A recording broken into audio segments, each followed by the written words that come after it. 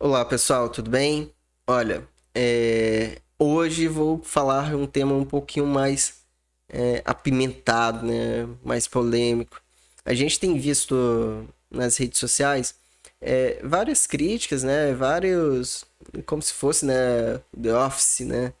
É, que também já não é tão jovem, mas digamos assim, a gente tem diversos aspectos onde as pessoas fazem sátiras, né?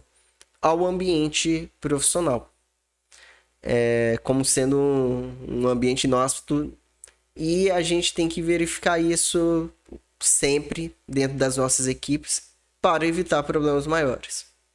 E então hoje o tema seria basicamente como que a gente deve lidar, né, com possíveis rachas, possíveis rixas entre membros da equipe. Eu brinco.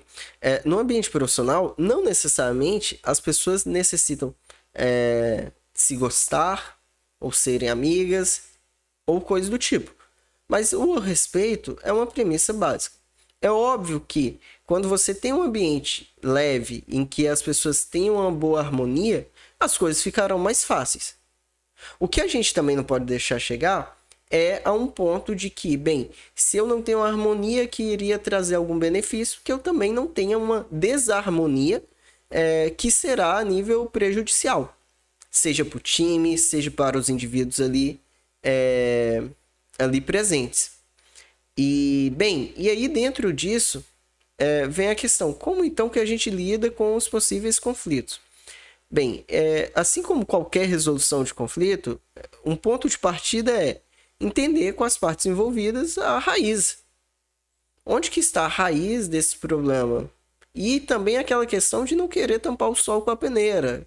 Gente, estamos tendo um problema aqui. Vamos ficar com receio ou vamos sentar e vamos falar logo? O ideal, o cenário mais propício, é quando os membros da equipe têm a maturidade suficiente para eles próprios entre si chegarem, conversarem e já se resolverem. Mas, digamos assim, se você estiver supondo uma situação em que isso não é o caminho ou que não é algo possível, pode ser necessário realmente ter uma intervenção. E, bem, dentro dessa intervenção tem que sair um resultado em definitivo. Muitas vezes, uma coisa que dá muito, geralmente, né, causa muito problema, é o aspecto, por exemplo, de desvios de função ou obrigações que não estão claras. E aí leva uma pessoa a cobrar a outra, de repente, indevidamente, e isso gera um problema. Em organizações onde você tem uma hierarquia não tão bem definida, isso vai ser muito mais propício. A gente sabe que tem os benefícios, mas a gente tem que ser realista, que se a hierarquia é menos definida, fica maior, mais propício a você ter ali conflitos. A gente também tem que separar o que são conflitos pontuais, aquelas situações que ocorreram ocasionalmente, das situações que podem ser corriqueiras ou que já podem estar carregando um grau de pessoalidade ali que, olha, essas duas pessoas nunca se darão. Bem, temos solução? Se não tiver, buscar reunir com as partes, buscar avaliar uma solução que seja ganha-ganha.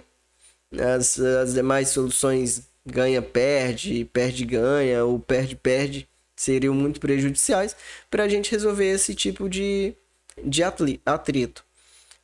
E bem, é isso. Se você tiver mais alguma dica, a gente futuramente pode estar falando um pouquinho mais no detalhe a respeito, mas o ponto de partida é isso. Eu acho que pode passar muito pela questão já da facilitação de comunicação e fazer isso sem, digamos assim, sem rádio de fofoca, sem uma difusão por meio de comunicação em pessoa.